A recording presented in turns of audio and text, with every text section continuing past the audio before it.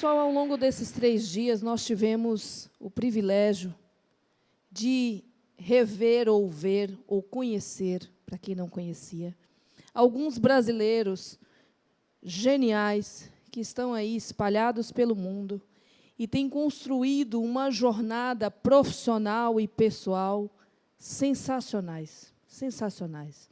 Começamos aí no primeiro dia com o Oliveto, tivemos o olhar do Ricardo Dias, que é um brasileiro que está há 20 anos, está aqui, mas passou por vários lugares do mundo.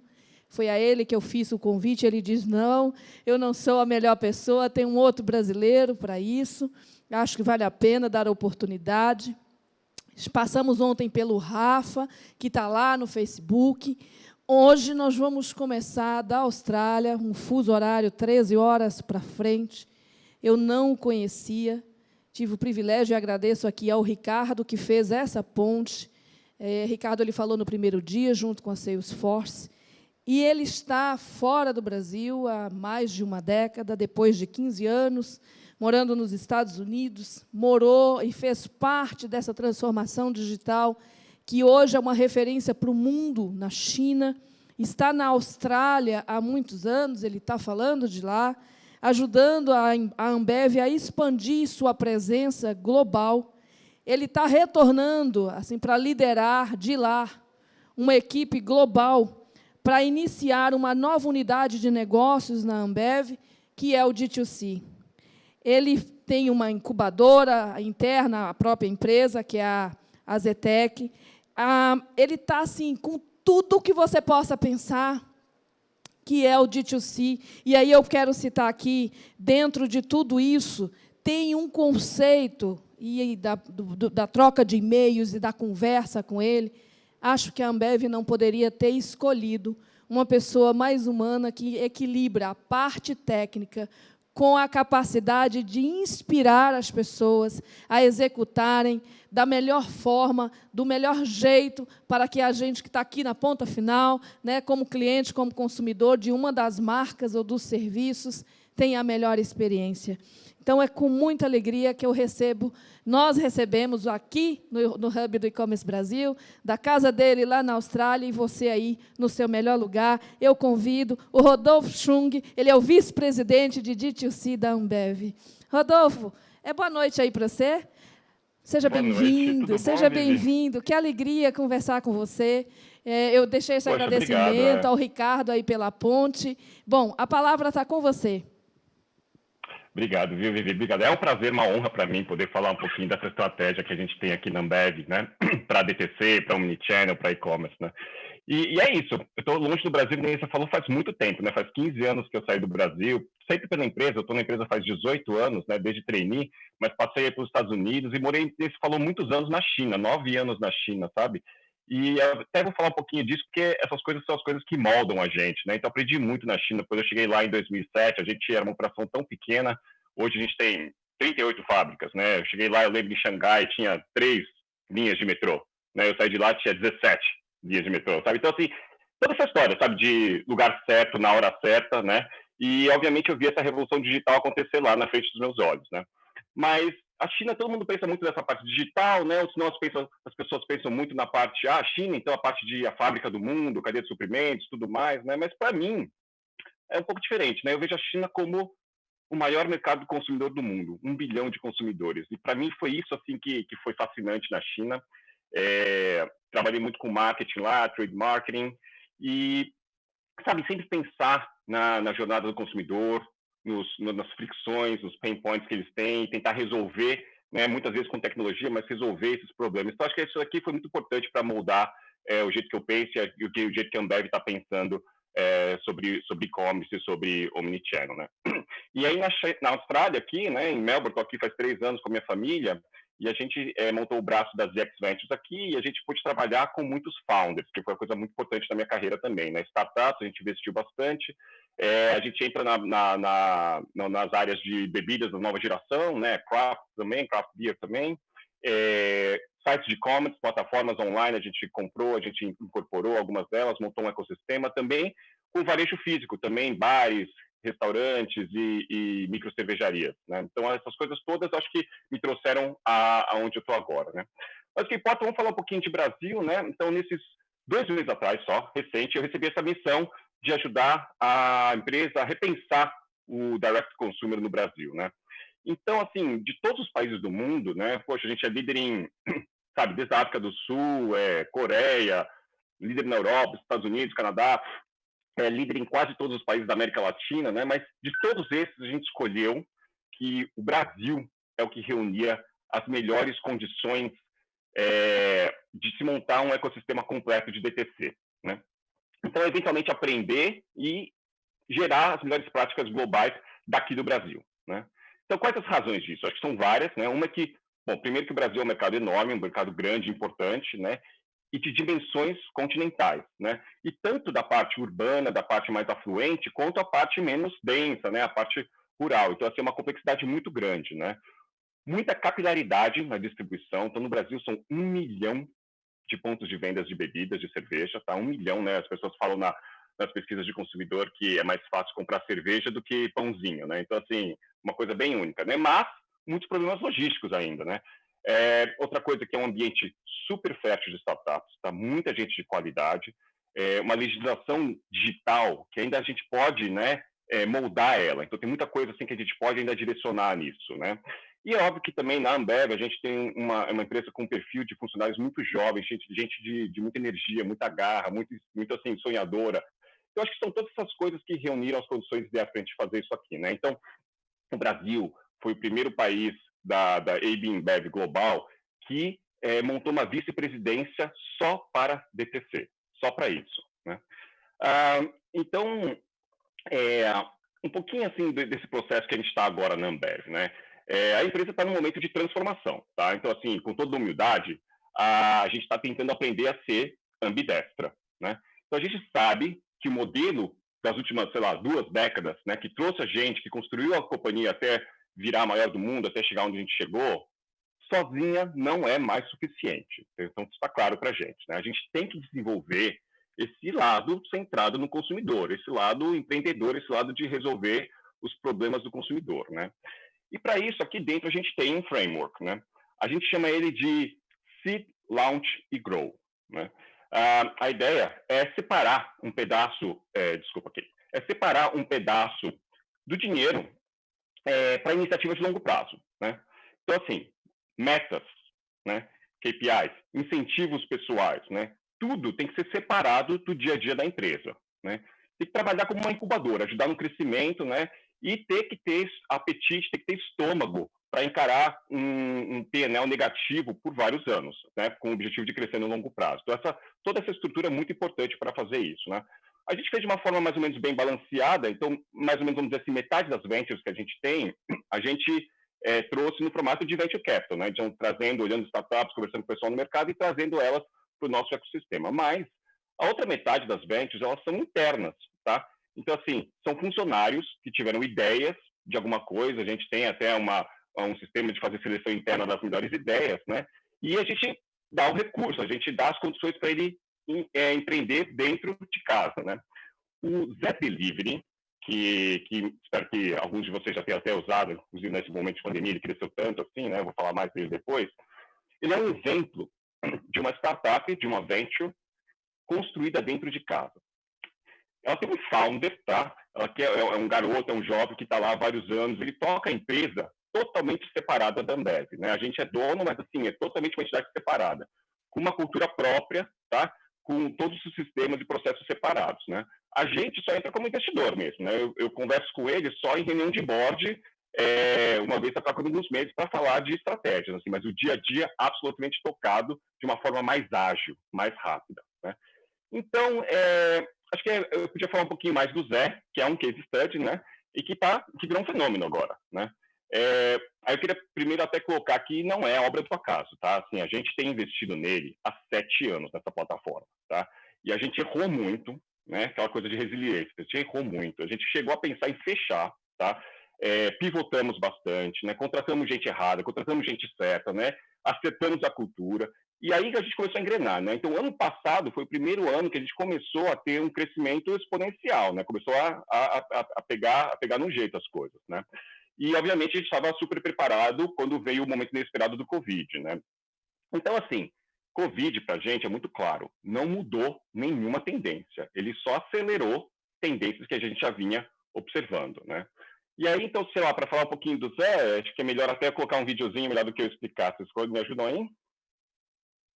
Nunca se arrependeu pegando a fila mais curta do supermercado, achando que ia ser a mais rápida? Quem nunca sofreu pagando mais caro por cervejas em lojas de conveniência só porque elas já estavam geladas? Foi pensando nisso que nasceu o Zé Delivery, uma startup de tecnologia que tem como objetivo levar bebidas geladas a preço de mercado, rapidinho e na porta de casa. Em apenas 5 anos, já somos o maior delivery de bebidas da América Latina, presente em todos os estados do Brasil. Só nos últimos 18 meses, saltamos de 27 mil para mais de 2 milhões de pedidos por mês. E para manter a qualidade do nosso serviço, contamos com a ajuda de um time apaixonado pelo que faz. E essa paixão vem pela autonomia na tomada de decisões, que sempre são feitas focadas em resultados através de metodologias ágeis. Mas não é só isso. Também contamos com a ajuda de milhares de distribuidores parceiros espalhados por todos os bairros das cidades em que atuamos pelo Brasil. Além disso, temos nossa legião de Zé Lovers espalhados pela internet.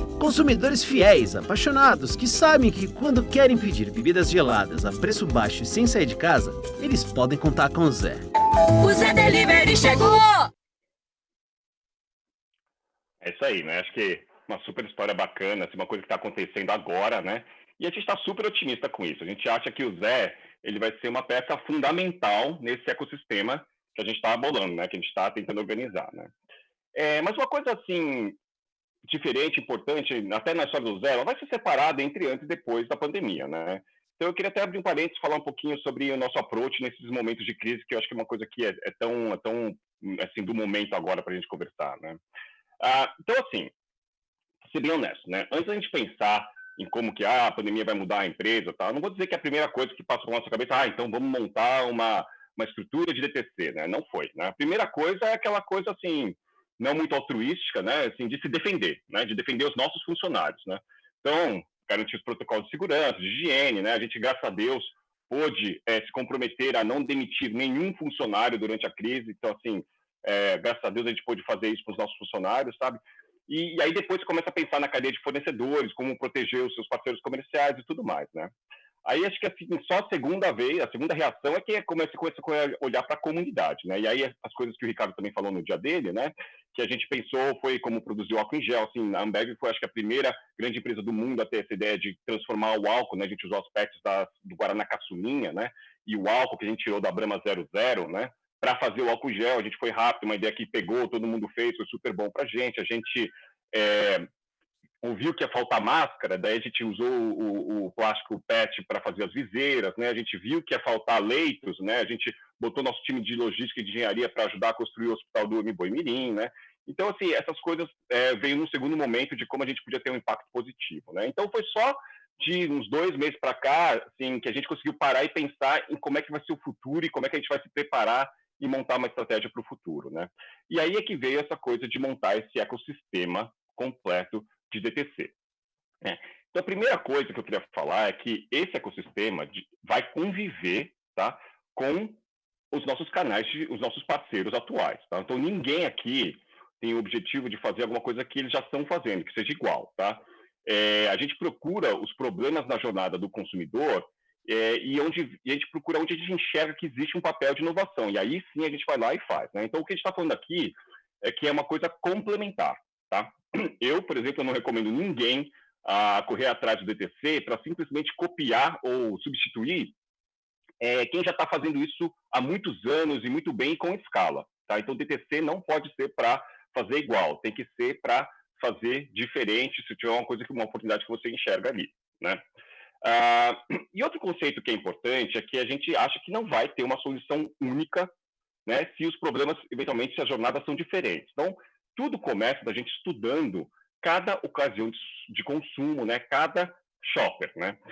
E a conclusão que a gente tem é que, apesar de a gente tentar simplificar ao máximo a interface do consumidor, a gente já reconhece que, né, os pedidos vão acabar sendo de diversas naturezas, né? Em bebidas, às vezes é gelado, às vezes é imediato, às vezes é um produto que é mainstream, às vezes é o produto lá da cauda, da longa cauda, né? Então, de acordo com isso, a gente vai ter diferentes opções de last mile delivery, né? E diferentes opções de onde sai esse produto, né? Essa é mais ou menos a direção que a gente está evoluindo, né? Eu diria assim, simplicidade no front-end e complexidade no back-end, né?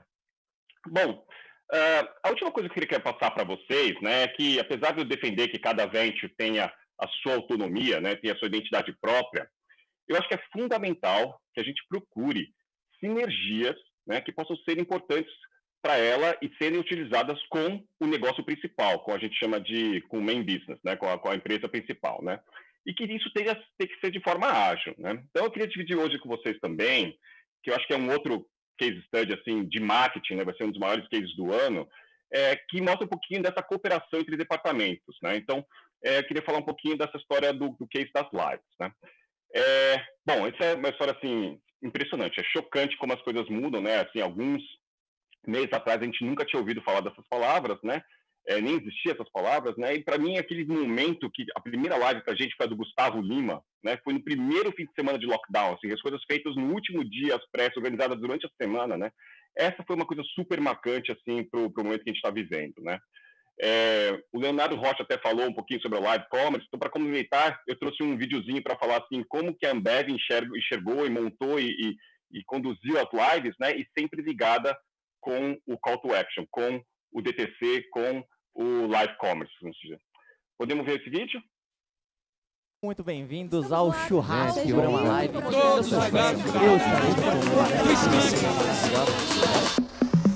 Eu O Brasil é o país da música, da cerveja gelada e do calor humano. E a Ambev sempre soube usar todos esses ingredientes para unir as pessoas. Mas aí a nova realidade chegou e o hashtag Fique em Casa virou nossa rotina.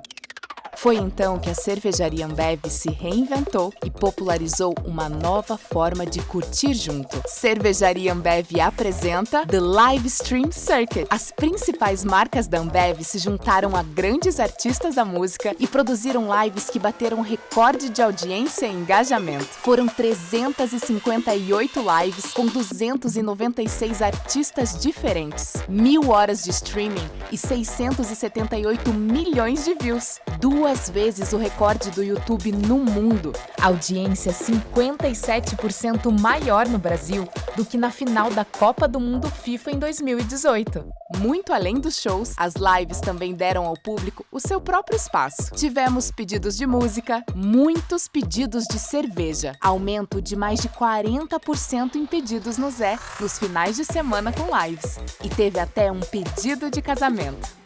E graças ao trabalho feito nas redes sociais, marcas e artistas dominaram a internet. 2,2 milhões de menções espontâneas, 24 vezes o total de menções no carnaval e 95% de menções positivas. Num período onde tudo parava, a Ambev voou e, ao colocar em prática o marketing que entretém, pôde se manter fiel à sua maior proposta de valor: unir as pessoas, mesmo que à distância.